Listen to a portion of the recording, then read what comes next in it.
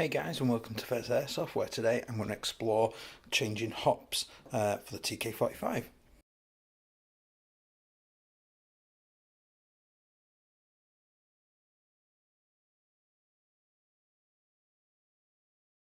Hey guys, and welcome back. If you are enjoying my content, please do consider liking and subscribing. It really does help me out. So, a few people on my videos have commented about the hop unit in the TK45. So I wanted to have a little bit of an exploration and see what I could actually find in regards to the hop and changing the hop. So here I've got the upper from my TK45 recoil variant, and it's got the little spacer bracket thing and the hop unit and original barrel in, and I've changed the hop rubber in that. I've then got a barrel and a hop unit from a KWA Ronin 6-inch PDW upper. I have removed the spring from this, and I'll explain why in a second. And then I've also got the hop unit and barrel from a CM506, the budget starter rifle, or basically an M4 CQB. And there's the upper, and the spring for this is actually already inside of there. So we'll get this out. First of all, remove the bracket, and I'll slide the barrel out.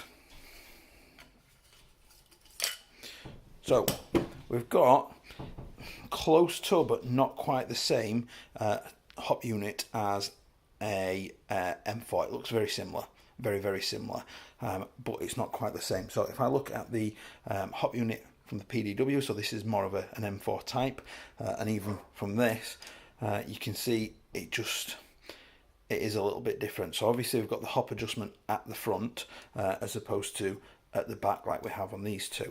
I'll just drop that little brass ring back down there. There we go. So we'll have a look at this one first. Now the issue I've sort of had an experiment with this already, and the issue with this one straight away is this feed pipe is far too long, so this would have to be trimmed down to match or be in line with the length of the feed pipe off the actual TK45 barrel. So obviously you're going to have to take probably like a centimetre off that, and then you're going to have to flare it all as well so that it sits nicely into the top of the mag. Now, the reason it needs dropping down, obviously initially it'll stop you getting your mags in, but the second issue is that at this length, as it comes back, it will catch on the front of the body here, and it won't actually go back any further. Now, if I was to seat that in there, the second issue is the adjustment wheel is far too far back.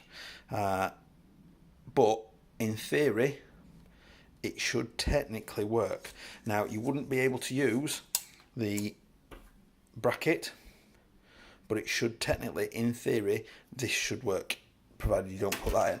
But your hop unit potentially could move around. That actually said, KWA put 2 notches on the front here, on their hop units here, and that latches into 2 notches on the front of the gearbox. I apologise if you can't see that. There we go. So there's the notches either side of the nozzle, and there's the notches on the hop unit. So actually, that's keeping that locked in place.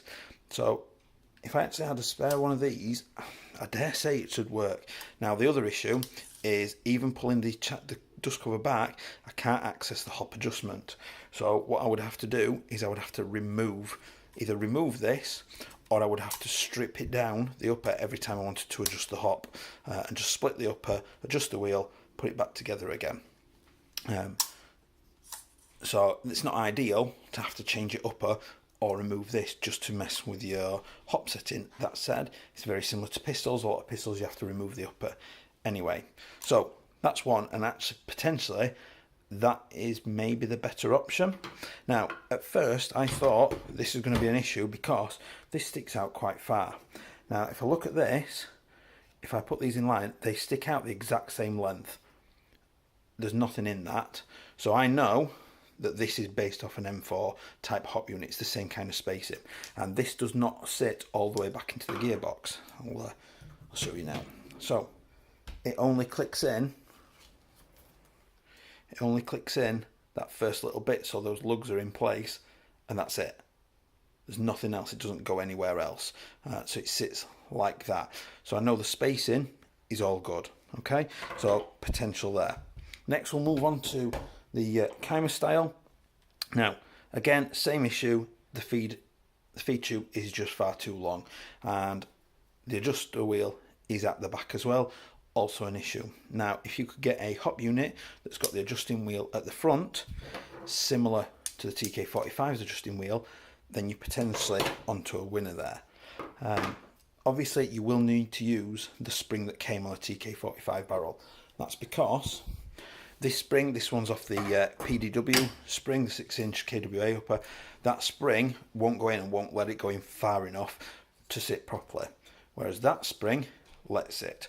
So if we experiment with this quickly, I'll drop that one in place. So that's locked in with the lugs, and if I very carefully, this is a bit of a fiddle. Oops. As you can see, it's already going really well. Move that out of the way. Click that back. Now,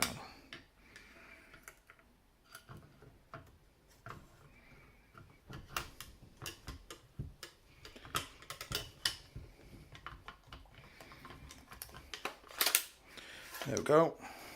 Now, that has gone together, and I can't even see down there, but I can tell